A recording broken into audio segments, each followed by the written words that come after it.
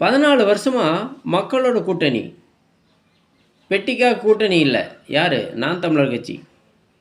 ஆனா, ஓட்டு போடுறதில்ல. தமிழகத்தில ஒரு பிரச்சனை, ஆர்ப்பாட்டம், போராட்டம், மக்களுக்கு ஒரு ப்ராப்ளம்னா பட்டி தொட்டி எங்கே இருந்தாலும் போய் அங்க ஃபைட் பண்றாங்க. மக்களோட மக்களா நின்னு போராட்டம் பண்றாங்க.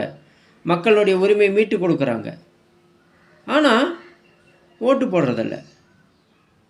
எவன் காசு குடுக்குறானோ அவனுக்கு ஓட்டு போட்டுட்டு போயிடுறது. அவன் என்ன பண்ணுறான்? இப்போ பாரு மின்சார விலை ஏற்றிட்டான், சொத்து வரி ஏற்றிட்டான்.